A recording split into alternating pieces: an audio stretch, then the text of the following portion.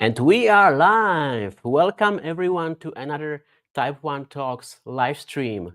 So today's topic will be how to lower HbA1c fast and safe. Before we get to the topic, obviously, I'm not a doctor, I'm not a medical professional. This is not a medical advice. Just want to talk about my experience with HbA1c, lowering HbA1c, how I went around it, what I learned over those 35 years I lived with type 1 diabetes, and everything about it. So if you have any questions, please put them in the chat and tag me. One thing I would like to ask you, let me know if you can hear me. I'm trying a new software. I'm trying streaming software so that I can put your questions on the screen so that you can all see what I'm reading here. Hopefully that will work. So I would appreciate if you hear me and if you can see me well. Let me know in the comments. If you can't hear me or can't see me, that would be a problem. So I would also appreciate if you let me know if that's the case. But let's hope everything is working just fine. Thanks for the feedback. I already see some of you writing that you can hear me, which is great. That's a good start. I would be curious. Let me know where you are watching from and what type of diabetes you have, because that can help us then when I'm answering questions, take it in the right direction so it's as much appropriate or as much helpful for those of you who are watching live. Of course, if you don't have time right now, you can watch this later on the replay. But in the live session, I really want to primarily focus on responding to your questions and trying to help you by sharing my own experience with diabetes. And that's pretty much it. So before we get to the topic, I want to share a bit more about myself. If you don't know me, my name is Tom. I lived with diabetes for 36 years. I was diagnosed with type 1 diabetes at the age of 3, but I also have people with type 2 diabetes in my family, so I'm sort of familiar with that type of diabetes as well. As you might know, if you watched some of my previous videos, I struggled big time managing my diabetes when I was younger. Now I have things under good control. I think I have the best blood sugar control I ever had. My HbA1c is now at the range between 5.5 and 6.5, around 6 most of the time, which is very good control. But it used to be as high as 9, as high as 11, and I think my highest I ever got was 13.3, and that's a very high HbA1c. So we already have some people writing in the chat. So Eileen is watching us at Virginia Beach, type 2 diabetic. My daughter's name is Eileen as well. So hi, Eileen. Deborah is watching from New Jersey. Hi, Deborah. Carlos, Livonia, Michigan. So a lot of people from the US. I don't see anyone from outside of the US.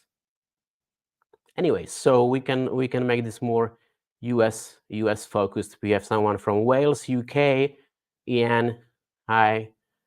Jerry, watching from Pensacola, Florida. I used to live in Tampa, Florida, so I know that area quite well. Great area to live because it's always warm. Not like here in Switzerland where it's rainy today and it's very, very cold. Mel is watching from England. Hi, Mel. Great to have you. So I'm not gonna shout out all of you. Thanks a lot for sharing where you're watching from and what form of diabetes you have. I really appreciate it. Just want to talk about HbA1c a little bit more in general at the beginning to get everyone on the same page. And I want to start with what HbA1c actually is and why it's so important. And HbA1c is really the first thing, the first information that my diabetologist, my endocrinologist looks at when I go see him, when I have my appointment, because it gives them a good indicator of how well my diabetes is controlled. It gives them a good information about what my average blood sugars have been in the past 3 months, because HbA1c pretty much gives a snapshot of the average blood sugar for the last 3 months. When you prick your finger and do the blood sugar check, this is a snapshot at point in time, so real time. What is my blood sugar right now? But if I want to know what my average blood sugar have been over the past 3 months, I need to have my HbA1c checked. It can be done in the lab. You can do it at home if you have a special device for that. I don't have, but it's pretty much the test doctors do to decide if someone actually has diabetes or not, and then also a good indicator of how these people are with diabetes, like me or you, are doing. Okay, what else? So what is a good HbA1c versus what is not a good HbA1c? I want to give kind of like a picture of where people usually land with their HbA1c, and hopefully you will find yourself somewhere in there, and hopefully this will help you understand a little bit what I'm trying to say here. So I'm going to share a slide which is from ADA website, which is the American Diabetes Association. So it's a pretty reputable source of information, I guess. And as you can see here on this slide, a normal HbA1c for someone who doesn't live with diabetes for a, let's say, healthy, quote unquote, healthy person without diabetes is anywhere between 4% and 5.6%. And then 5.7% is sort of a borderline of prediabetes. Then anyone between 5.7 and 6.5% falls in the prediabetes category. Of course, this is specifically linked to prediabetes and type 2 diabetes when they are diagnosing patients. And then anyone with HbA1c over 6.5% is classified as a person with diabetes or as a diabetic. I guess I can say that. Although person with diabetes, I think, is the correct, politically correct term. Now, the goal for those who are diagnosed with diabetes is, as you can see here, by ADA, set at 7%. So people living with diabetes should try to achieve HbA1c of lower than 7%, because in the long term, that usually helps significantly to avoid any future diabetes complications, right? So that's why they set this goal at 7%. Now, that doesn't mean that if someone has type 1 diabetes or like me, for example, that I cannot have less than 7%. As I mentioned, my HbA1c right now is around 6, or sometimes a little bit below 6, sometimes a little bit above 6. So although it falls in the prediabetes category on this slide, I have type 1 diabetes, so this cannot be cured, this cannot be reversed. I'm still a diabetic, but I fall in this prediabetes category as disclassified here, but I'm still a diabetic, right? So with type 2 diabetes, I think it's more, there are some options to reverse it for some people. So when they go down below 6.5, below 5.7, then sometimes we call it that they reverse diabetes. I'm not not a big fan of this term because it can mean different things for different people. But here are the general benchmarks, how things are classified according to these authorities like the ADA. So I'm going to put this down and just share a couple more things. Maybe one more slide I wanted to show you, and here I think this one is super helpful because this one shows how HbA1c converts into your actual average blood sugar. So what it shows here is it's also from the ADA website. I hope you can see it. What it shows here is that when you have average blood sugar of 126 milligrams per deciliter or 7 millimole, that is a reflective of 6% HbA1c on average, plus minus. You have to take these numbers with a grain of salt, but that's how they present it on the American Diabetes Association website. So if your average blood sugar is at 126 on average, then you will probably be in the 6% ballpark with your HbA1c. If your average blood sugar is around 150 over the last 3 months, then you should be around 7% HbA1c, which is sort of the requirement or the goal for people with diabetes. And if your blood sugar is, for example, average blood sugar is around 240 milligrams per deciliter or 13.4 millimole per liter, then your HbA1c will probably be at 10%, which is rather high, and you might want to try to bring it down if that's the case with you. But again, I'm not a medical professional. I'm just sharing my personal experience, and this is up to your doctor to decide what the goal for you should be. Anyways, I have been all over this place. Right now I'm around 6, as I said, but I have been around 10, even above 10. So wherever you are, no judgment here. I'm just trying to share my experience and potentially help you, bring you to where you want to be. All right. So I have 4 points here that I put down that I think might be inspirational for someone to share. The 4 main things that I think that really helped me got my HbA1c to where it is right now and get my blood sugar under control. And those 4 things, I just briefly talk through each of them, and then I will get to your questions. So number 1, I think important thing is mindset. Really, do I really want this? Do I really want to bring my HbA1c down? And am I willing to work on it? Because if the answer is no, if I don't want to work on it, if I don't want to put the work into it, then I'll probably not be successful. So if the mindset is there, it's very, very difficult to bring HbA1c down. And that's exactly what happened to me when I was a teenager. This was not my focus at all. It was not my goal. I didn't really have any kind of sort of motivation to bring my HbA1c. I can't even pronounce it down, and so I was not able to do it. So knowing why you want to do it, knowing if you really want to do it is super important.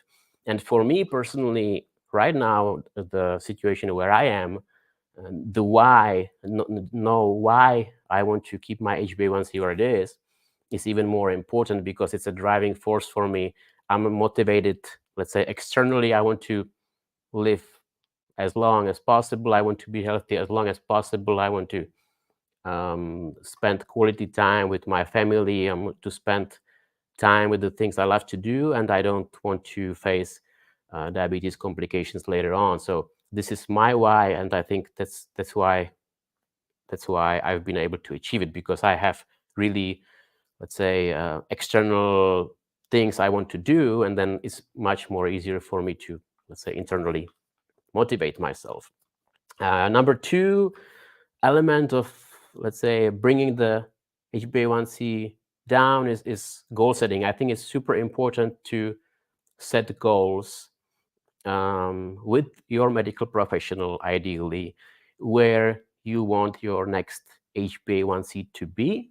And once you set those goals, define steps, what you will do to get there. I personally prefer to go slower and more safe rather than too fast. So I know it's possible. I know people who were diagnosed with HbA1c at 13%, and within 3-4 months they brought it down to 7%. This is super fast, and for me personally, almost sounds too fast. I prefer to go a little bit slower and safer. But it's just my personal preference.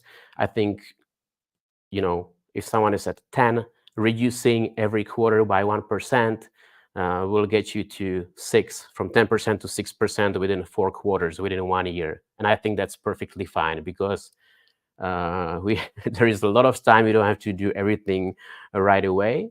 And so sometimes going slower rather than faster, or safer rather than faster, for me personally makes more sense. But of course, everyone is different.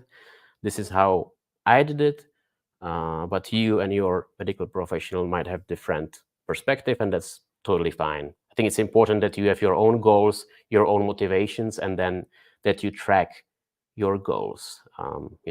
Every time you have your HbA1c done, see what the result is, and then also think about what went well, what didn't go well, and those things that went well, try to do more of them, try to do them more often, and those things that didn't go well in your daily management, try to eliminate or change.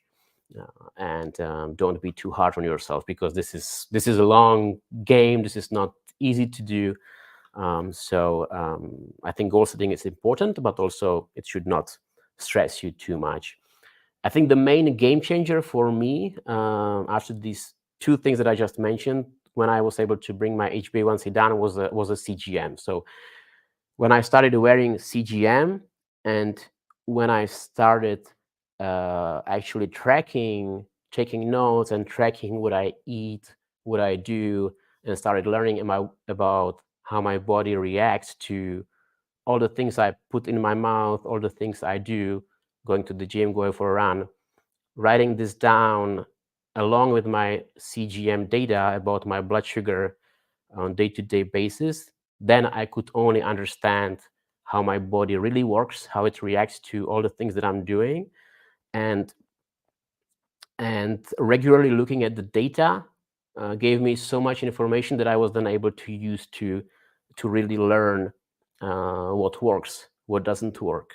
And I just kept building on what was working. I threw out things or changed things that didn't work.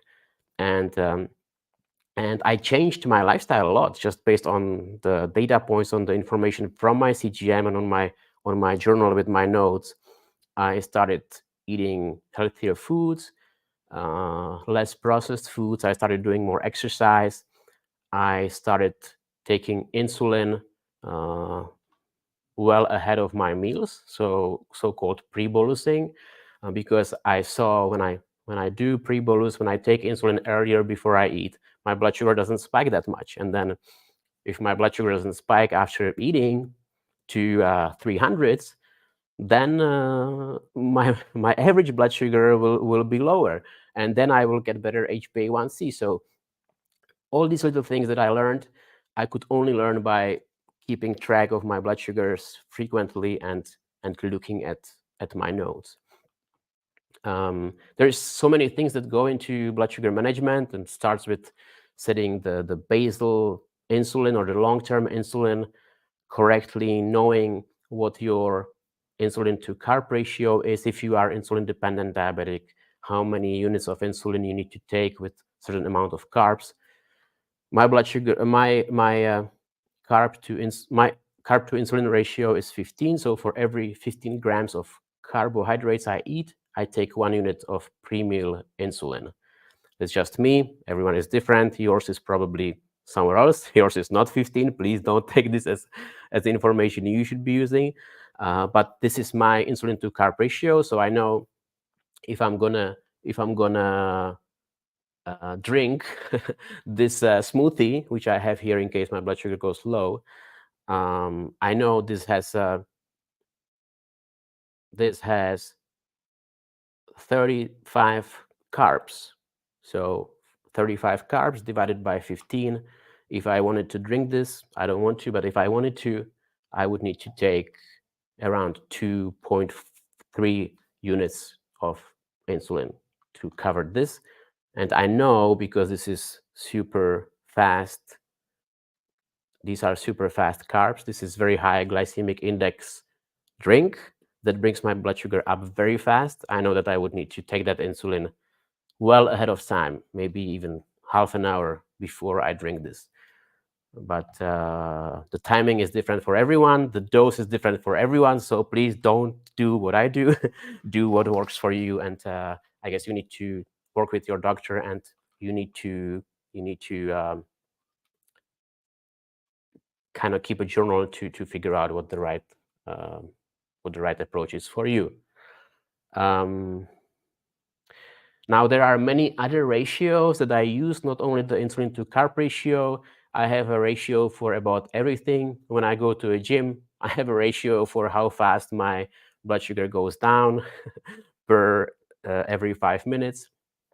I have another ratio for how fast my blood sugar goes up when I'm stressed. I have ratio for almost everything, but there's a lot of work behind it, and these are very individualized. So this is something I'm planning to teach a little bit more in my Blood Sugar Academy course or my Blood Sugar Academy program, but it's a very heavy technical topic, so I don't want to spend too much time on it on this live stream. The one thing I want to say is I spent a lot of time researching my blood sugar and how it reacts to different things. And only after doing that, I was able to actually nail down my insulin intake, the timing of my insulin intake, the optimal physical activity that I like to do, and actually improve my HbA1c to the level where it is right now. One more point I want to share from the theory, and then I promise I will go to your questions, is that HbA1c is not the end-all, be-all solution or the only indicator that I look at. Actually, I think HbA1c can be quite misleading, although it's a great, easy to understand information. I'm going to share one more slide and explain why I think HbA1c can be very misleading. So let me present.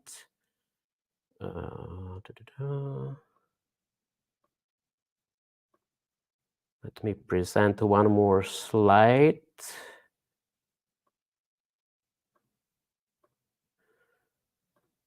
Share screen. Sorry, I'm still learning about this new software. So I hope you can see now the slide with many faces of 7% A1C. So as we said, 7% A1C is the goal where every person with diabetes, in general goal, where everyone should be. Below 7% is optimal. You can see that 7% equals average blood sugar of 154 milligrams per deciliter, which is around 8 millimoles, I believe, or 8.5 millimoles. But you can reach 7% HbA1c with your blood sugar basically being not having many fluctuations and being in the optimal range all the time.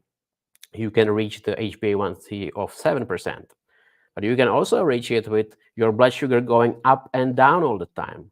So you have a hypoglycemia, you go all the way up here, then you go to low again to another hypoglycemia, then up again. And your blood sugar is like a roller coaster, it's all over the place. And you can still have A1C of 7%. And obviously, the first picture is what we kind of want. The last one is what we don't want, because the last one is very dangerous. You're going up and down all the time. You don't have a good control of your blood sugar and what it's doing. And that's why another good indicator of the blood glucose, or like the overall diabetes management, is time in range. And the optimal range given by the American Diabetes Association is between 70 and 180 milligrams per deciliter. That's the optimal range where we should try to be most of the time, ideally 70% of the time and more. For me personally, I'm usually above 90% in range. Please don't get frustrated if you are not there where I am. It took me a lot of time to get there, but I'm sharing this because this is another super important indicator of your diabetes management, and I want to say almost more important, even more important than A1C, because it really shows where your blood sugar is most of the time, not only what the average is, but if it's going up and down all the time or not. You see that the first person is 100% in range. You see that the third person is only 40% of the time in range. 20% of the time they are too low, and 40% of the time they are too high. And that's not optimal, although they still reach A1C of 7%. So I hope this makes sense. I know it's a bit too technical, but why I'm saying that is just I want to say this is another important indicator, and And the last factor that helped me to get where I am is my blood sugars overnight. Because when we think about it, when we sleep 30% of the time that we have, or maybe even more. 1/3 of our life we sleep. So if you, whenever I was able to bring my blood sugar to the ideal range at night, it really helped me achieve good time in range and HbA1c. Because if I'm well controlled overnight, then it's a big chunk of the overall control. And then during the day, it's a lot of easier to control things because you can check more regularly. So fine-tuning the nighttime regime, I think, makes a huge difference to HbA1c. Now, some of us are very happy and very lucky that we have these automated insulin delivery solutions, these closed loop systems. Those insulin pumps communicate with a continuous glucose monitor, and based on the data from the CGM, they give you more or less insulin, and that helps tremendously with the nighttime blood sugar. Because when I sleep with my closed loop, my insulin pump just gives me the right amount of insulin for me to be in the optimal range without having to do anything. And that makes it a lot easier. So if you have access to a closed loop solution, I pretty much recommend it to everybody who I talk to, because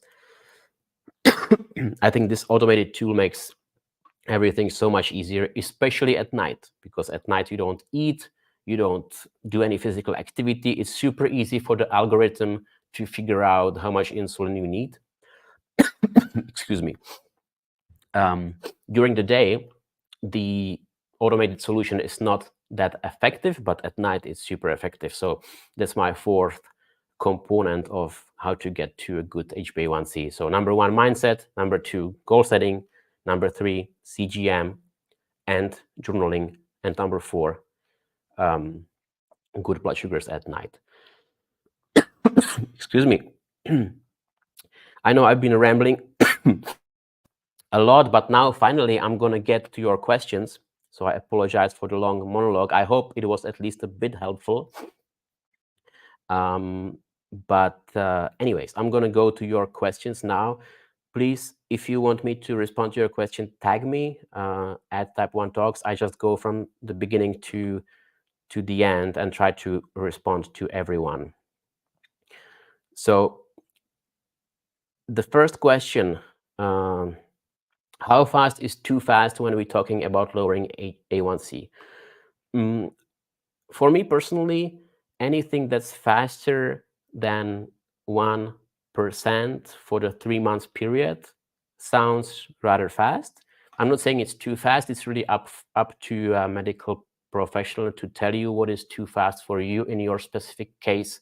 When I was lowering my A1C, when I was going too fast, when I was trying to do it too fast, I was dealing with a lot of low blood sugar events, and that was a bit dangerous. So what I ended up doing is stabilizing my blood sugar at higher levels, and then bringing them down once I knew they were pretty much stable. But I wanted to avoid going up and down all the time, and then obviously it takes a bit more time to be to bring HbA1c down.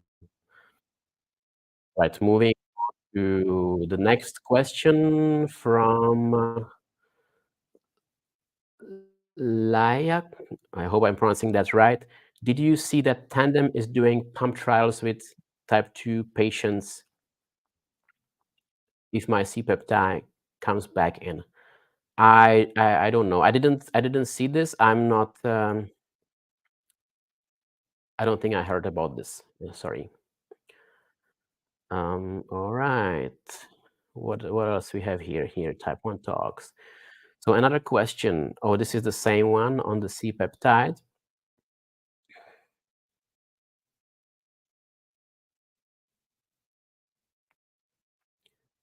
And now I'm just scrolling through all your comments where you were sharing where you are watching from.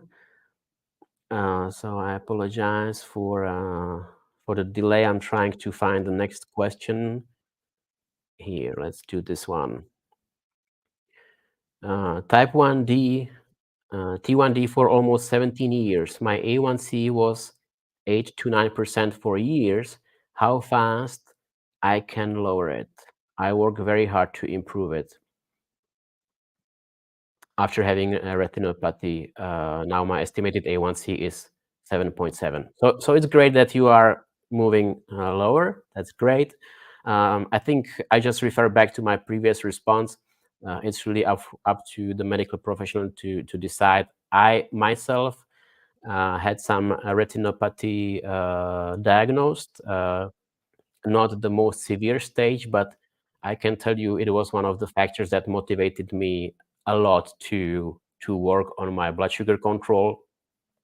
I think it's great that you are moving from 9% to 7.7%. It doesn't sound too fast to me. Um, and I'm sure you can do it if you just keep working on that. So great job.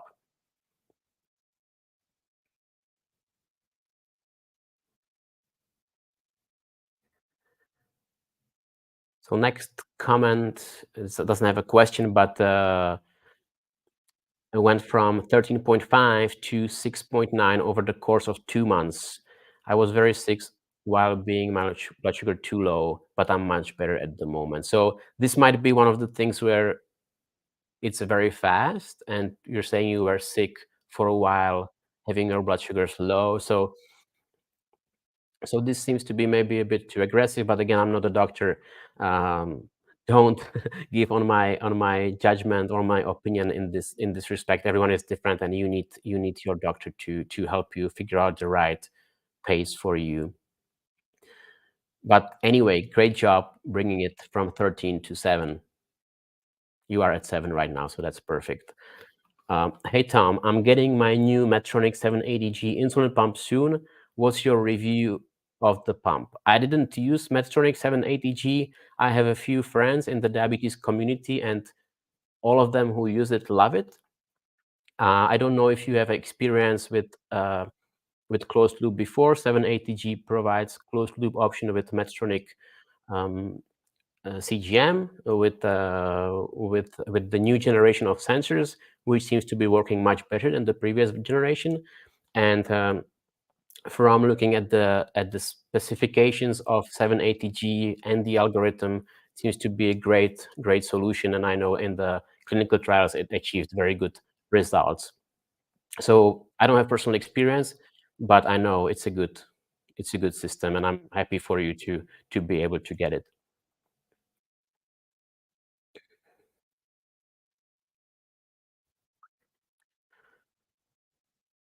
Nikhil says, also think like a pancreas book is a really good book. Do you have it? I don't have it here on my bookshelf, but I heard about this book. I didn't read it. I just read a summary of that book. I think the main points that I read were very good. So think like a pancreas. Definitely a recommendation here from Nikhil. And from the reviews I've seen and from what I know, this is a great book to learn a lot of things and how to deal with a lot of things, because as especially as type 1 diabetics or insulin dependent diabetics, we pretty much need to be able to do what the pancreas is doing, or 99% of the things pancreas is doing. So being able to think like one really helps with that.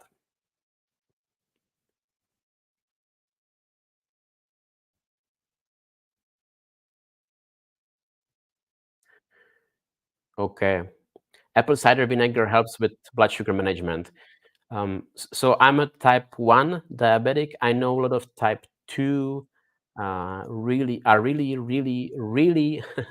happy with how apple cider vinegar helps them with their blood sugar. I know there are some processes in the body, and I talked about it in one of my videos about blood sugar hacks, that having a glass of apple cider vinegar before meal can help with the blood sugar spike after meal.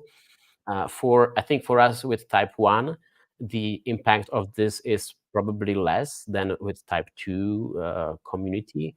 I'm not sure because I'm not type 2, but for me, it's not on its own, apple cider vinegar doesn't get me where I want to be. It might slightly help with the blood sugar spike, but I don't see like a significant impact. I talk about it more in that video about 10 blood sugar hacks to avoid post-meal spikes. So if you want more, then check that video. Next question about Android APS. Um, no, I don't have any experience with this. Emma, good morning. Hi, Tom. I'm from the United States. Been watching you for a year and have helped me so much. You, Emma. I'm really happy to hear that you're making some progress, and I'm happy that I could have been a part of it. So thank you so much. Jerry says, I'm out of focus. Yes, I can see that too. I apologize. I'm streaming from a new software and I just can't deal with that right now. And I just realized, am I still sharing this slide? I hope not.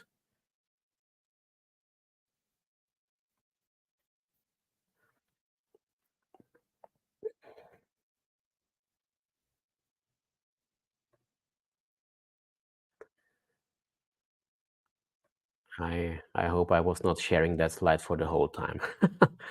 Anyways, um, all right, so moving on to the next question. I always get lost in the questions, so I apologize if I skip something. Mahan, hello. I have been a diabetic for 12 years now. Usually my HbA1c is below 7, like 6.8, but this month was 7.3. I have less exercise nowadays. Give me advice, please. I live in Vietnam. I think exercise really helps with insulin sensitivity, at least for me, and I know it does with other people. You're not saying if you are type 1 or type 2, if you're taking insulin or not, if you're using CGM. If I were you, if you didn't watch from the beginning, maybe go back and watch from the beginning, because I was sharing some general advice that might be helpful for you. Um, 6.8, 7.3, it's not such a big difference, so I would also not be too upset about it. But if the trend continues to go up, it would be really great if you could look more into it.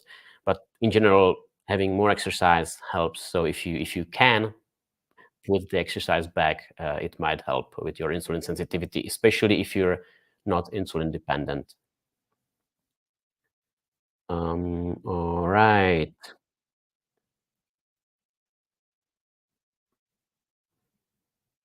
Okay, this is the Medtronic pump. We already did this one.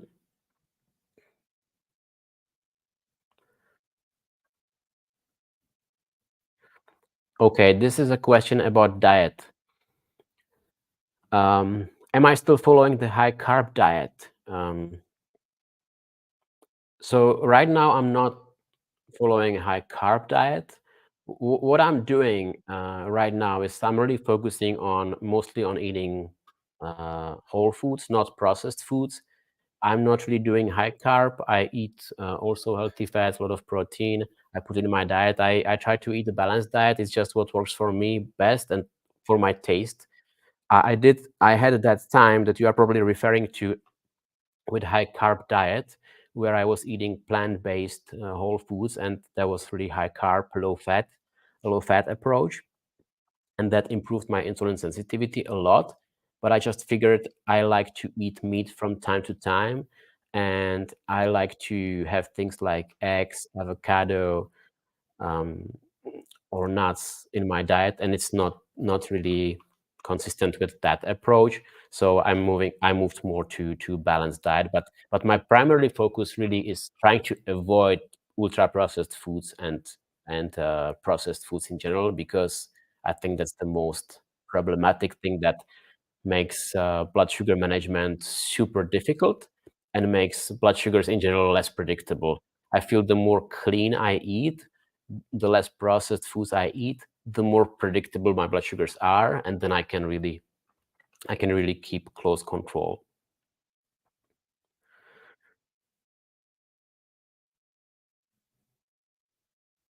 So this is a similar question about exercise.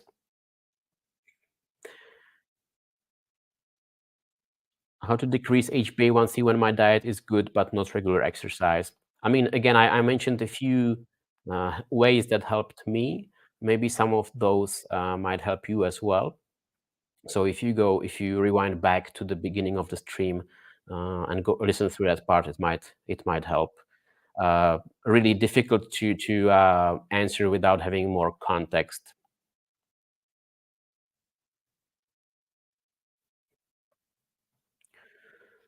My diet, rough macros. So I would say, as I said, it's balanced. So so I eat everything, all carbs, fat, and protein. I don't really limit any of those right now to a huge extent. I'm not focusing so much on macros. What I'm focusing on is that the food is not processed. For me, this is the most important, and I don't even know what my current macros are. I cannot really tell you. Like today, I don't know. I just ate lunch from a Mediterranean buffet, and what I had was some grilled chicken, and then I had a lot of veggies. I had some chickpea, some lentil. So there is a good chunk of protein, um, good chunk of carbs, and maybe fat is the least in this on this plate. I would say fat is relatively limited in my diet, but I don't limit myself with protein and carbs.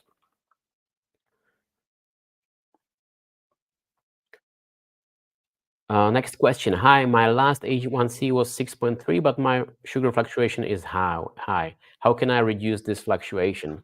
Um, so what I did to reduce blood sugar like probably number one thing that helped me with huge up and downs was just journaling, like taking notes and figuring out what is spiking me up and to when I go down. Because once you really write things down and once you have if you have a continuous glucose monitor, then you can easily identify what are the activities when you go down, when you go up, and then you can focus on those and what to do.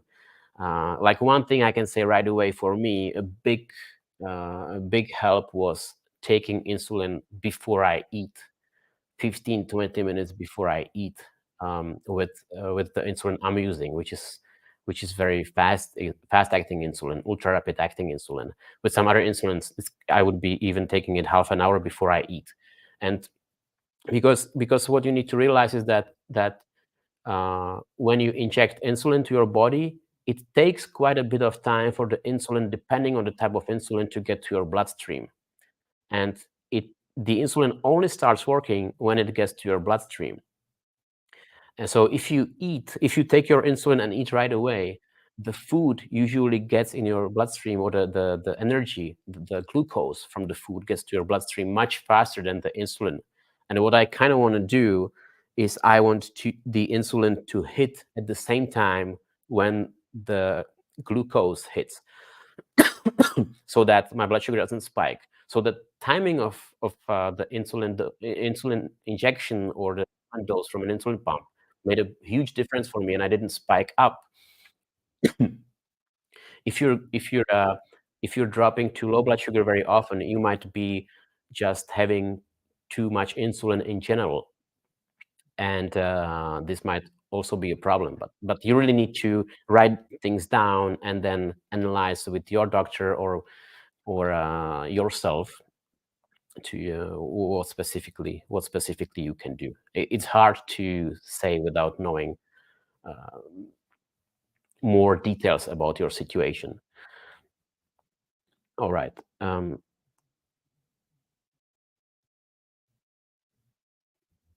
Here, okay, I moved to another question because I already responded to this person, so I want to respond to everyone if I can. Sabrina is asking, I'm interested in becoming a patron and learning more about your ratios. I watch your videos often, but I feel like personal help would be perfect for me. Um, uh, sure, Sabrina. I mean, I would be happy if you join my Patreon. There is a link in the video description to my Patreon. where you can join. It costs $7 per month, and Patreon gives you two things. It gives you like a direct messaging channel where you can send me text messages, um, and I respond usually within a few hours, within 24 hours. Um, uh, this is a good way to communicate. It is to some extent limited because there is no option to have a meeting, let's say. But it's a good way for shorter questions. The other thing that Patreon gives you is bonus content. So once a month or every 2 months, I make a bonus video that I only share with patrons that I don't put on my YouTube. These are a little bit more personal, going a little bit more behind the scenes. Um, so that's the other thing that you get with Patreon. If you're looking for something like a coaching session or more like more quality time that I dedicate to you, I also do coaching calls. There's also a link under this video where you can book a 45-minute or 90-minute coaching call. And there we can really go a lot deeper than on a Patreon, and we can have more real life or real time interaction. So I hope that helps. I know the coaching is probably pricey, so you might want to start with Patreon, see if we maybe can address some topics there. Uh, if not, you can always book the coaching session. I hope that helps. And thank you for your kind words.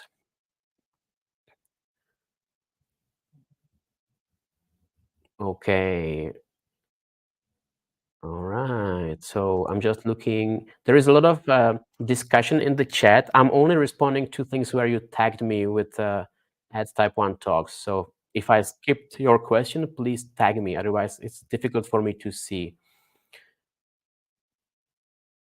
Um, so this question is specifically about apidra and another type of insulin, if they are best with metformin. I can't respond to that. This is really a doctor question for your doctor. I don't think there are best types of insulin or worst type of insulin. Every insulin works a little bit different, has a little bit different duration, a little bit different peak time. It takes a little bit longer or shorter time to start working. And so based on these characteristics, some insulin might be good for someone, another insulin might be good for someone else. If these two are good with metformin, I really don't know, and I'm not even qualified to give a response to a question like that, unfortunately. What are your thoughts on DYI loops, DYI loop apps? They have a much tighter control, and what is your thought on Omnipod compacting to your current pump? I guess you're asking me to compare Omnipod 5 to my current pump. Um, so first on Omnipod 5, I did a video on my channel comparing Omnipod 5 to Tandem T-Slim X2, which is the other insulin pump I used recently. That video goes very deep, comparing Omnipod 5 to Tandem T-Slim X2, and it also gives good comparison of a tube pump versus tubeless pump in general. So you might want to check that out. On the DYI Loop apps, believe me or not, I have not used DYI Loop ever. Actually, this is another project that I will be working on in the coming months. I will be doing DYI Loop for the first time. My thoughts on DYI Loop: it's not for someone who's not technical. So if you're if you're not a technical person, if you're not a software developer, if you're not working a lot with computers, you're not a lot on your phone, it might be challenging for someone who doesn't have the tech background. If you are someone who likes to play with these things, then DYI loops might be great solution. There is a comprehensive guide on how to set it up, how to make it work. And these are valid solutions, although they are outside of the regulatory framework. A lot of people use them and are very happy with them because exactly what you mentioned, they offer more options to customize things, but it's also a lot of work to set it up, to keep things working, updating the software. It's not as easy as it sounds. So really depends what kind of user you are. If you are very technical, it might be great to try it out. If you are not, and if you are someone who prefers the solutions that have the FDA approval, then you don't go that DIY. I hope that makes sense. Okay, next question from. I really apologize. I cannot read your nicknames. I don't know how to pronounce it, so I'm just skipping them. I hope you don't mind, but I'm terrible at. I just don't know this one how I should pronounce either. A question from India. My HbA1c was 4.8, then it was 5.5, and now it's 5.7.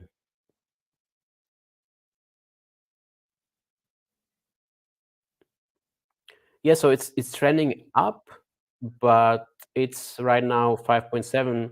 As I was sharing at the beginning, is on the border between non-diabetic and pre-diabetes. So it's not very high. Um, without more context, difficult to answer, but it seems it's trending up. So maybe focusing on your lifestyle, on what you eat, if you do some exercise, might be a good thing to think about. I think it's good for anybody to to put exercise in, to eat healthy. So if you can focus on those things and see if that makes any change to your HbA1c, next time, might be a good start.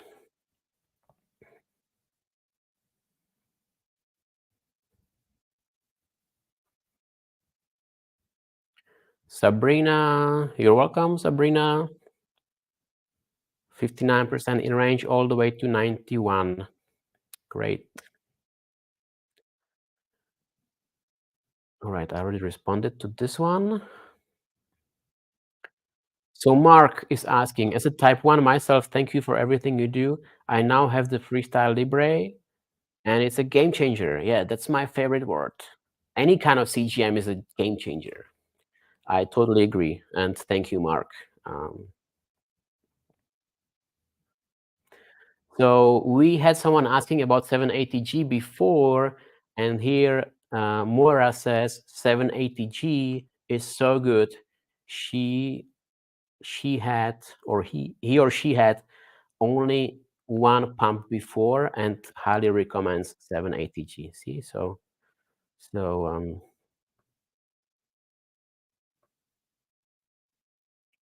here we go.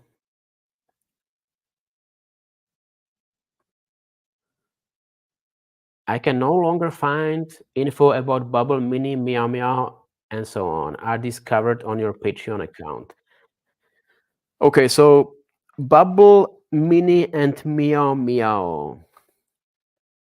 So just for other people to understand what this question about, these are third-party solutions, let's say third-party add-ons that people used to put on their Freestyle Libre monitors to make Freestyle Libre real-time CGMs. Now with the changes to Freestyle Libre, these third-party monitors make less sense. I don't really cover them that much because they are outside of the regulated framework, and I had some issues with my videos being taken down when I talked about the kind of technology that's not approved by the regulator, the healthcare space. So I don't. They are not really covered on my Patreon account. I think I have one video on my Patreon, which is rather old, probably about a year and a half old, where I talked about them. Uh, but there is not a lot of content on my Patreon. So if you're looking on info specifically on these, um, not sure if Patreon will help much. I know there's one video though.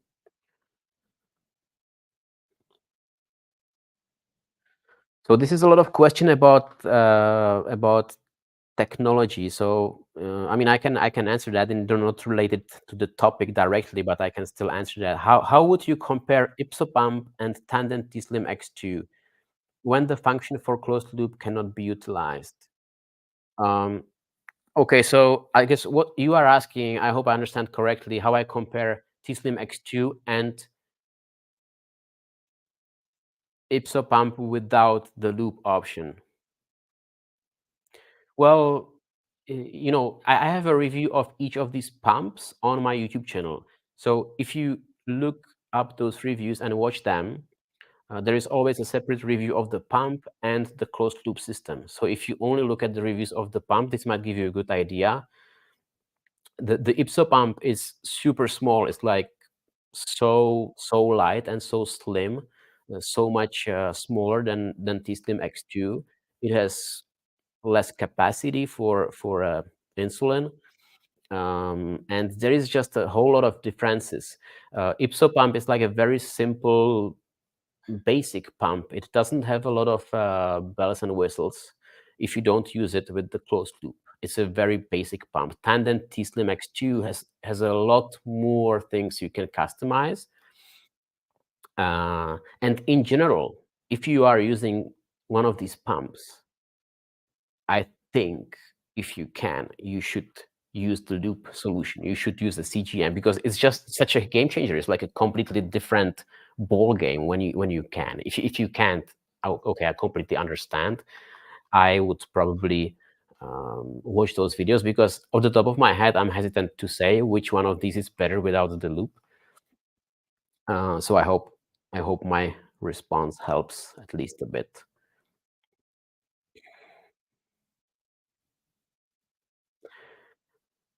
So this person is asking, do you think we will get pumps where pre-bolusing is not needed? Or do you think there are too many limitations with CGM and insulin speed? Um, yes, I think that the pre-bolusing will always be needed unless we have faster insulin that can work pretty much real time. And that kind of insulin doesn't exist, and from what I understand, is very difficult to make or even invent, let's say. Because what we would need to have is glucose responsive insulin. So some kind of insulin that sort of is injected and then only gets active when the glucose goes up, which is sort of how it works in a healthy body. So the limitation is not in the CGM. The limitation is not in the insulin pump. The limitation is in insulin itself because it's not fast enough. The fastest insulin I ever had is the inhalable insulin, Afrezza, that is not injected, but it's inhaled. That one is faster, but that one doesn't have any kind of loop system that would communicate to CGM. So pre-bolusing is always needed, but with the insulin, inhalable insulin like Afrezza, I would almost say pre-bolusing is not needed because the insulin is so fast. Unfortunately, Afrezza is not available in all the countries. It is in the US, but most of the other countries is not. What do you think about keto diet for type 1 people? That's a loaded question. Um, can I pass on this one? No, I mean, it's a valid approach to blood glucose management, I think. I need to drink before I answer this one. I have a sense that the diabetes community is divided between the keto supporters and the group that doesn't like keto.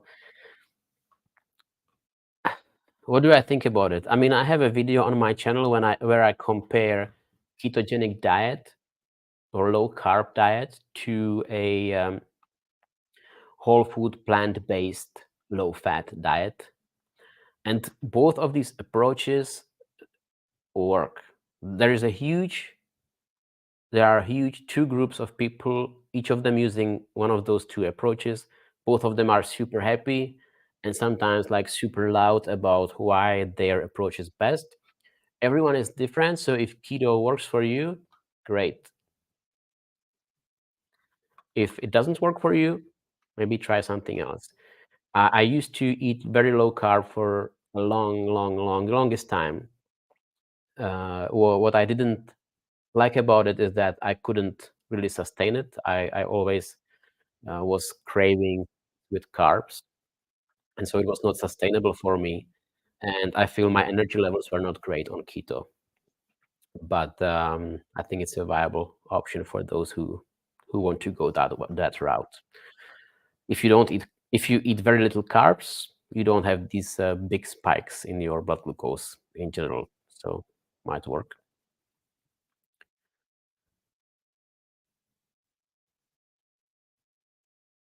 Okay. Here is a question. How much carb shall I eat to lower my HbA1c down? Which exercise should you focus to bring HbA1c down? Does stress make any diabetic since it's unavoidable? So I think I assume you're not, or let's assume you are not insulin dependent. Well, anyway, we cannot assume anything. How much carbs shall I eat to lower my HbA1c down? I mean, this I cannot just give you a number. 50. There's no magic number. Um, yeah, without knowing more details about your situation, it's difficult to respond to that. Which exercise? So on the second question, which exercise should I focus on to bring HbA1c down? Like, there's no exercise that will just bring your HbA1c down. What exercise do? Some kinds of exercise do. They will bring your immediate blood sugar down, and slash or they will improve your insulin sensitivity. That can help with the HbA1c. The kind of exercise I do most often is like an aerobic exercise. So I go for a run or I do a full body workout where my heart rate is elevated to somewhere to like type 2 zone, if you're familiar. So my heart rate goes up. When I go for a run, I can still talk to my friend, but I'm sweating. I really run relatively fast, and this lowers my blood sugar super fast, like in real time. Of course, the more often you do it, the more often you can bring your blood sugar down. Theoretically, you could have a lower HbA1c. But the same thing this kind of thing does is it improves insulin sensitivity, at least based on research. And having good insulin sensitivity, especially if you're not insulin dependent, might help you bring HbA1c down as well. Uh, and there's another type of exercise I do sometimes, and it's lifting weights. When I lift very heavy weights, or when I do like super high intensity exercise, like lifting heavy weights or fast sprints, it actually spikes my blood sugar up. It doesn't bring it down. It spikes my blood sugar up, because I think the process behind it is, there's some adrenaline going on. There is some stress hormones that are being released in my body when I do that kind of high intensity, and that spikes my blood sugar up. So theoretically, this would not necessarily help with HbA1c, but it's so difficult because everyone is different. The approach I take is I don't focus on one type of exercise to bring my HbA1c down. What I focus on is understand what each type of exercise does to my blood sugar, and how I need to adjust my insulin delivery, the way I eat with that specific exercise. I hope that helps. And your third question, does stress make anyone diabetic since it's unavoidable? I don't know that stress makes anyone diabetic. I don't have any data to support that. Stress can cause a lot of things, I believe, and maybe diabetes can be one of them, but I'm not really qualified again to respond to this. Greetings from Mexico. Love your content. I love Mexico. I have friends in Mexico, and I had the most fun time I ever had when I visited Mexico. So, greetings to Mexico, Carlos. Having burnout, how do I get out of it? I have a video coming out probably in the next couple of weeks, specifically about burnout. So, stay tuned for that one. Um, I think the fact that you are here is super, super great. I know having diabetes is tough. Living with diabetes is tough. Is a full-time job that's not paid, and it's one of the hardest jobs that I ever done. Um, so I know it's tough. I think it's great that you are here. That spending time with people who deal with similar things like you are really helps, at least for me. But stay tuned for that video, because there I go much deeper on this topic, and it might help you out, hopefully. Polymath is asking, you recommended attaching the next sensor to your other arm a day before the current sensor runs out, but not activating it yet. Is there any research to show this has any advantage? Or there is no study or research done. The only research is my own. The reason why I do it is because when I put a new sensor on, it's always super inaccurate, especially with Dexcom. It happens to me a lot. My Dexcom sensor, after I apply it, it's super inaccurate for 6 to 8 hours. It's giving me extremely low blood sugar readings, although my blood sugar is not low. And I know this happens with almost every Dexcom sensor I put on. So the reason why I apply it earlier, like 12 or even 24 hours ahead of time of activating it, gives that time that I need to avoid those inaccurate readings. And I think what physiologically happens under the skin is that anytime you put foreign object under the skin, like the CGM filament, it just creates some kind of inflammation or reaction, and that reaction doesn't go well for me personally with the blood sugar readings, and my blood sugar readings are just off in the first few hours, and so that's why I do it. I don't think there is research to show that this has advantage in general, but there is a huge number, there is a number of studies that were done, because before a new CGM is launched, there is always a clinical trial. So patients need to try this device, and every company that wants to bring a new CGM to the market, they need to prove to the regulator that it really works the way it should work, and that it brings real life results.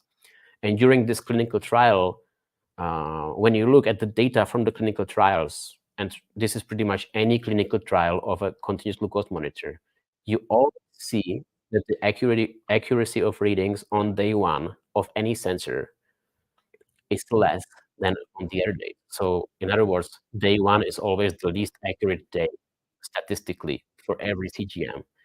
And I think these clinical studies sort of um, support what I'm saying, right?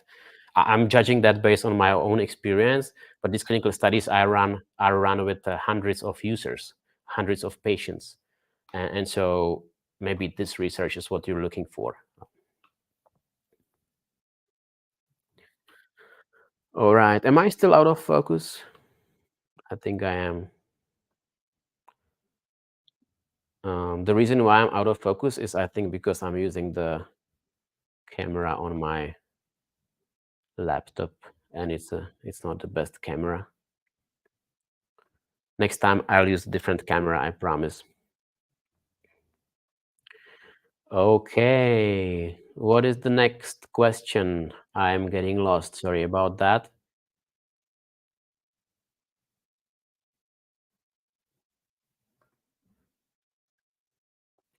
Sometimes when I try to calibrate my Dexcom G6, it refuses to do so. It shows me the new glucose level for a minute or so, and then it resets to what it was before. Know a fix for this? No, I think there is no fix for this. Um, I wonder when and how you calibrate. It sounds like you're calibrating quite often from this question. I get a sense you're calibrating quite often. I don't really calibrate very often, and when I do, I only do it in a very specific situation. So I only calibrate my Dexcom if I feel that my blood sugar, if I just feel different from what the Dexcom is showing me. So let's say Dexcom is showing me that I'm 100 milligrams per deciliter. I have perfect glucose and I feel low or I feel high physically. Then I go check my blood sugar from a finger prick. And if I see the difference is more than 20%, then I start thinking about calibrating. But I only calibrate during the time when my blood sugar is stable. And the reason is when my blood sugar is moving fast up or down, um, it's never a good idea to calibrate because the CGM has a little bit of delay behind your actual blood sugar because it's using a different method of measuring glucose from interstitial fluid. And so it's important to take this lag into account and calibrate only during time when your glucose is stable, meaning the graph is flat, it's not moving up or down. And when I calibrate my Dexcom in such situation, it usually picks a number in between its previous number and the calibration number I gave it, and it goes sort of in between these two and moves on from there. It never goes back to what it was before. I think what you're experiencing is the reason for that might be you just calibrating too much, and you might have confused um, your Dexcom app or the like. You might just have gotten in some sort of loop that the sensor the system doesn't know how to get out of. So I would say don't calibrate too much. Only calibrate the way Dexcom is recommending you to, and that's when you have a difference of more than 20% and you have stable blood sugar. If your difference between the finger prick and Dexcom is less than 20%, there's no point to calibrate because it's like a sort of like a normal error range that can happen because none of these devices is 100% accurate ever. Not the CGM and not your glucometer.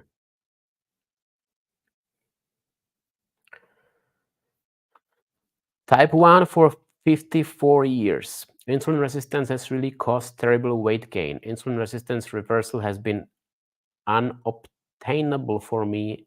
Any advice would be appreciated. Um,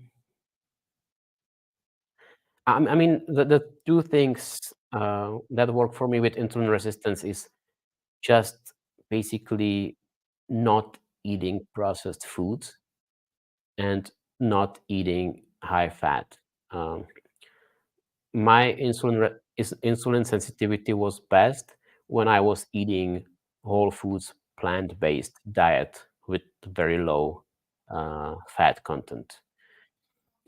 There is a book called Mastering Diabetes that's specifically focused on insulin resistance and improving or not insulin. It's focused on improving insulin sensitivity, which is what we're trying to do. So if you haven't check out this book, Mastering Diabetes. It's written by two guys who are actual qualified experts in that area. They have PhD um, in basically in that area. I don't know exactly what PhD program they studied, but they are qualified to understand this, unlike me, and they describe all the scientific reasons why this sort of diet helps improve insulin sensitivity. Um, Reading this book just changed my perspective on insulin sensitivity so much. So I would recommend you looking at that. I'm not anyhow affiliated with them. I'm not promoting their book because I mean I'm not receiving any money from them, anything like that. I just think that book is really interesting and might respond to your question. Um, One thing I don't really like that much about the Mastering Diabetes method is that the Mastering Diabetes um, platform also has a coaching program that is trying to help people apply this method, and I'm just not a big fan of this of the way they are connecting the research with the coaching program in a very commercial way. I'm not a big fan of that, but I think that the book is great. So you might want to look into that. Okay, here, next question. I'm only looking for questions where you tag me. So if you don't tag me, I'm just skipping those points because I'm assuming it's not a question for me. Suggestion for insurance. Uh, I'm in Switzerland. I don't know which country you are in. This is very difficult for me to answer unless you are in Switzerland, which I assume you're not. Maybe try to talk to the people with in your specific region who might have CGM covered and try to figure out how they got to that point, because I'm really not familiar with countries outside of the countries where I lived, if that makes sense. Sorry, I cannot help with this one. Dun, dun, dun. Now in focus. Unbelievable. Are you sure? Because when I look at my own live stream, I don't seem to be in focus. But I'm great. I'm glad you can see me well. Okay.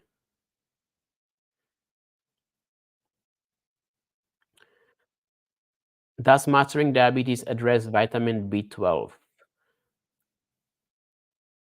Um, I don't remember. But obviously, if you apply that approach, you're not getting any vitamin B12, so you need to supplement.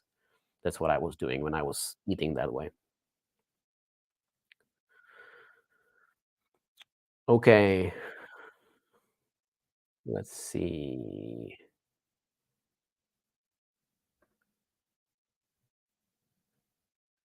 So DM24 is asking, every time I use the low carbohydrate and high fat diet, my cholesterol goes up. How do I keep cholesterol levels in check while being on a low carb keto diet? I don't know. I honestly have no idea.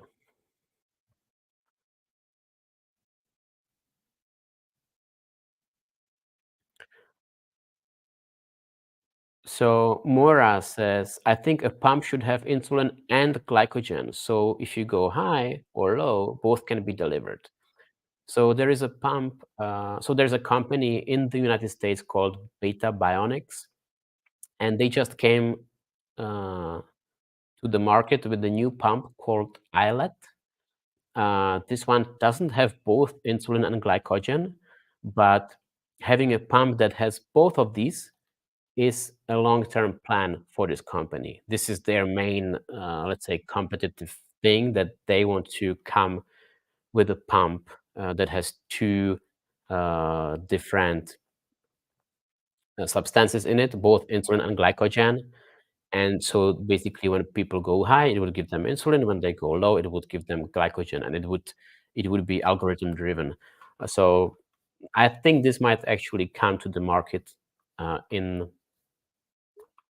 a relatively short term in the diabetes space. I guess couple of years maybe. This might be coming potentially, but it's a great thought, and I think this is something that the companies already work on.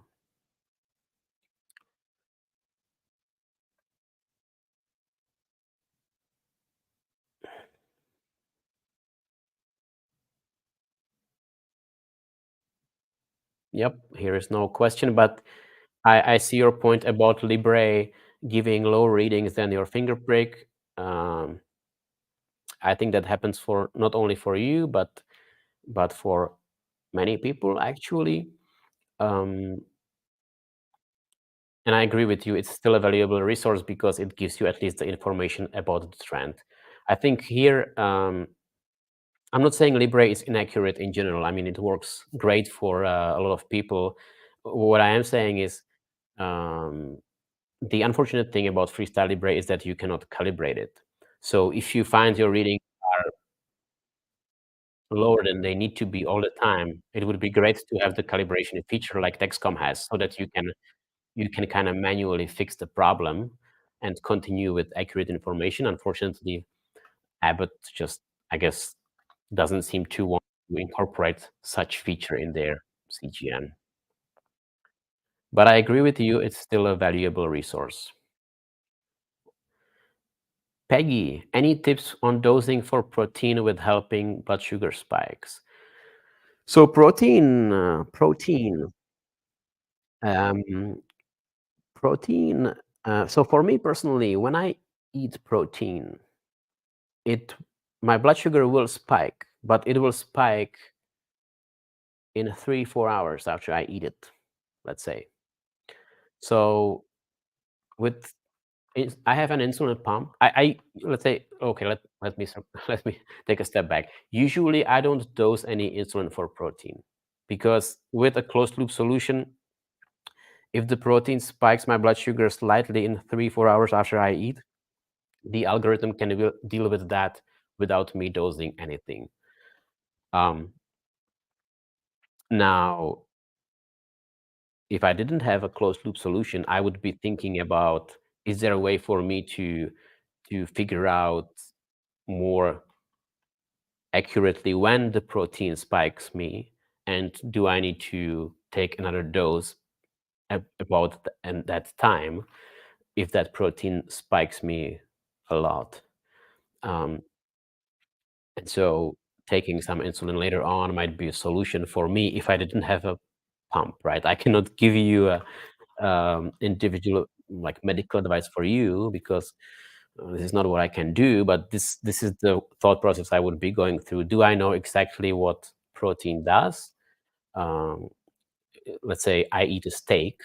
Um, does it spike my blood sugar 3-4 hours after I eat it? If yes, maybe I want to dose something later on, 3 hours after I eat, 2 hours after I eat, so that I again, like going back to what I said previously, I want to balance the spike and the insulin, so the insulin works against the spike. Jeff, thank you for the appreciation. I appreciate your appreciation and the heart. I think you're the first one who sent me a heart. That's great. More hearts, please. Miloš Stolic. I hope I read that right. Hey, Tom, I have a question. How much fat is a moderate amount? I'm asking this because I don't know how much fat I can eat and keep my insulin sensitivity.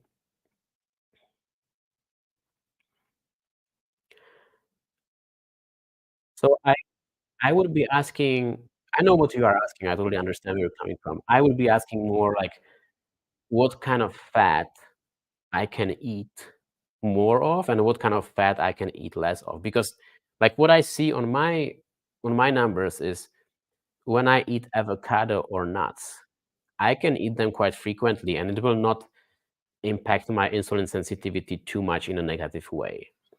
But if I'm eating fried food with this ultra processed ultra processed types of fat or like deli meat and all these things, I feel personally this impacting my insulin sensitivity a lot more. How much is a moderate amount? I really don't know. I think that's very individual. And I personally, I'm not a big fan of like giving too specific targets, like 15% of calories, 10%, 20%. How much is too much? How much is moderate? I don't know. I think everyone is different and everyone reacts a bit differently.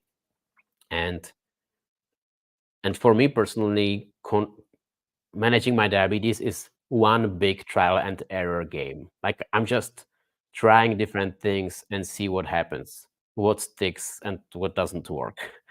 And I just see it like when I do coaching calls with other people, everyone is really a little bit different. So a moderate amount, again, is like subjective.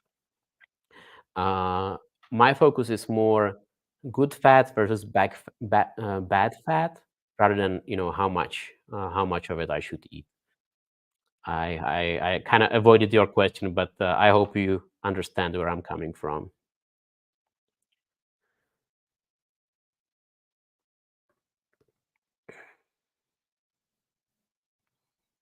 Here is a suggestion for a video. If I can interview companies that are making pumps and see how the future will look.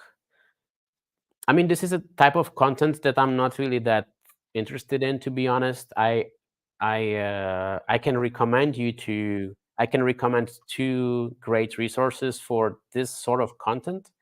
Um, Number one, probably a better source right now is Diabetic. It's a young guy, Justin, who I met when I was in the US. He has great diabetes tech content. He's interviewing the companies. He's interviewing a lot of people. He has a podcast. There's a whole lot of great information in his podcast. So I would definitely recommend Diabetic. And the other one is the classic Nerdabetic. So I'm gonna actually put this in the show notes so you know like how it's spelled. So Diabetic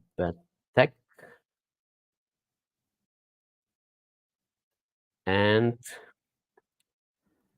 Nerdabetic.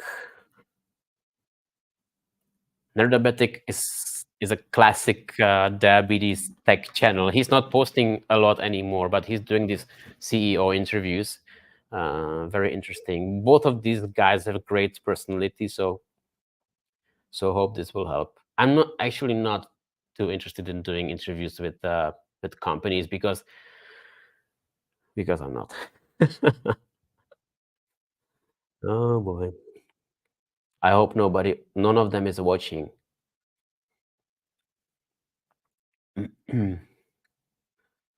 All right.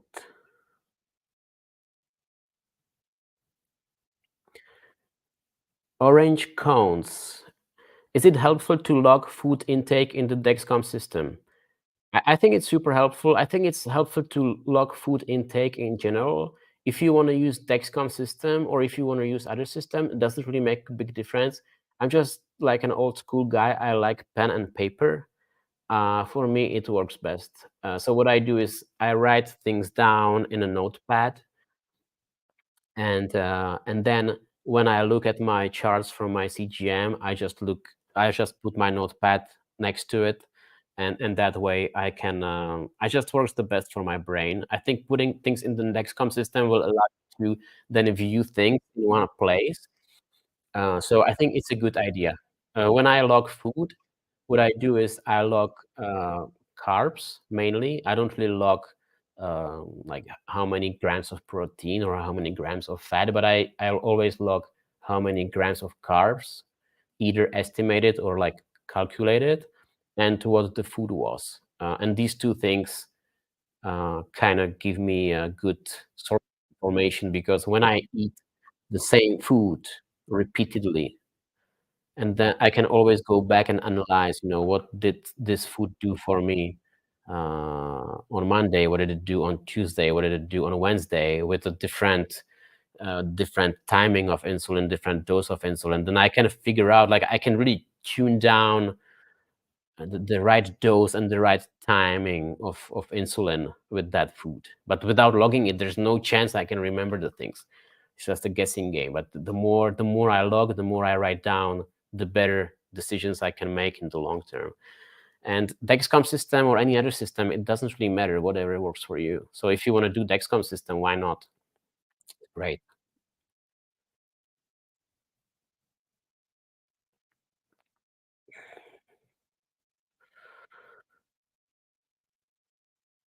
Okay, Mel, another great book to read is Reversing Diabetes by Neil Bernard.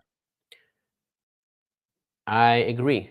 Actually, I have it right here on my bookshelf. It's a great book.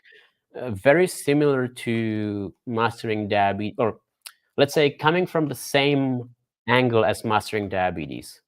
It's not similar, not at all similar, completely different, but coming from the same mindset and from the same angle of improving insulin sensitivity, eating clean, plant-based food.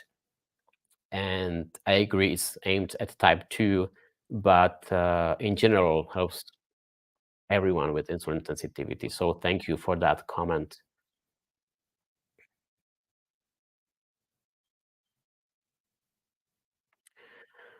All right. So I have still a lot of questions, but it's 6 o'clock here in Switzerland, so I apologize. I'm gonna have to go very soon because I have some other commitments. I will be doing this live stream hopefully again in the next couple of weeks. So we can continue on a similar topic with more questions. I will answer to one more question. I'll just pick one from the chat, but before I do that, I just want to let you know how you can connect with me if you want to have a more, let's say, one-on-one, more focused conversation. There are 3 different channels you can reach me. Actually, there are 2 right now, and one is in the comings. So the first way is Patreon. I already talked about Patreon. There is a link to my Patreon platform down in the comment section. What I do on Patreon is I put some bonus videos, behind the scenes videos, and I also respond to questions from my patrons. So if you join my Patreon, you become my patron. You can support me financially. It's not expensive. It's relatively small amount you pay monthly, and this amount really helps me create more content, create some bonus content, and you also get the benefit of connecting with me over text messages. Or it's similar to like Facebook Messenger. So Patreon, there you can write your questions, you can write any kind of things or thoughts you have, and I always get back to all these questions on my from my patrons. Second option, how you can connect with me, is booking a coaching session. Again, there is a link in the video description to Calendly, which is where you get access directly to my calendar, and you can right away book a coaching session with me, where we basically do a conference call one-on-one, and we can go a lot deeper in real time on any questions, any struggles you have, and I can give you my view. I can share my experience on those topics with you.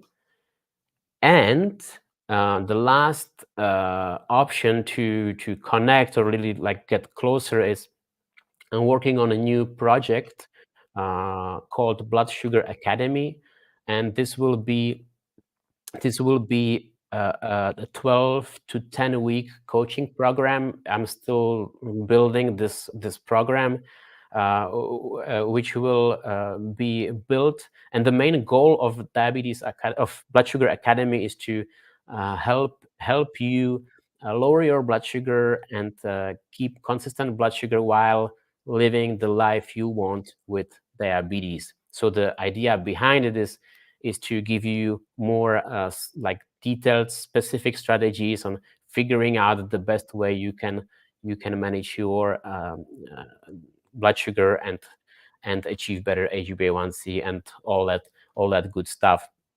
And this program will be in a group environment, so there will always be a group of people who will be going through this program together.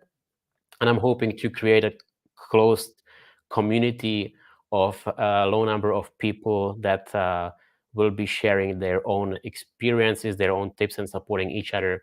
And of course, I will be part of that group, and will be doing some presentations, sharing some tips, and doing some case studies. So that's something I'm working on right now, designing it. If you have interest in potentially joining that in the future, it's not open yet, but you can register your interest. You can let me know that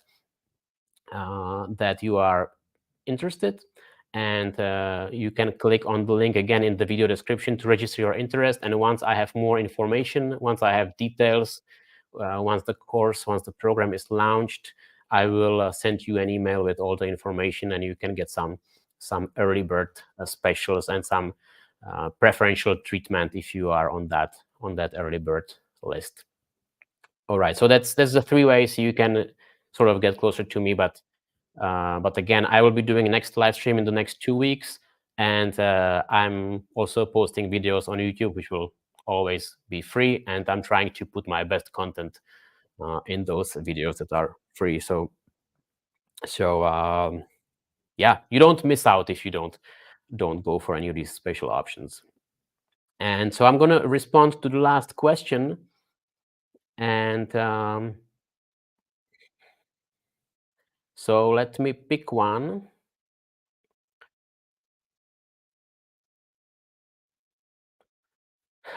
This is not a question, so this not. I'm just like, I don't know which one to pick. Okay, let's pick this one. Emma, Tom, I'm a 69-year-old woman. What is a good time in range? So let's see. So I mean, good time in range. The recommended time in range is 70%, or is 70% up.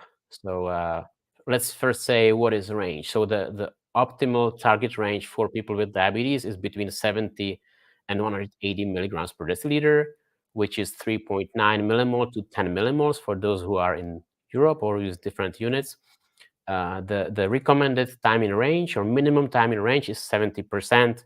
There is some data that support that if you stay in this range for 70% of the time, then you minimize the risk of future diabetes complications, and that data is backed up. So 70% is good. I think what is good and what is bad very much depends on what kind of tools you have. So if you have a CGM, and if you have a closed solution, for example, it's much easier to achieve 70% compared to when you have no CGM, no insulin pump, and so on. So I would say 70% is good. If you have all those tools, you might be able to go higher. I don't put too much efforts into managing my blood sugar anymore, but just having these tools and having learned what works for me and how to go around different situations and things, I'm able to stay in the 90s most of the time, and my average time in range is 93-95% most of the time.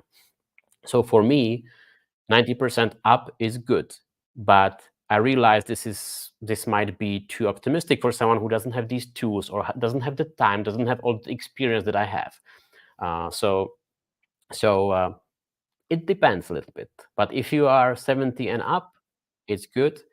If you are 80 and up, it's great. If you are 90 and up, it's excellent. If you are below 70, please don't be too harsh on yourself, and try to see with your medical professional or someone else if you can get a little bit higher. It just takes time and a little bit of focus. All right. So thank you very much again for joining this live stream. I have to run, but thank you. Thanks for all your support. I will be back, and I will see you in the next video. Ciao.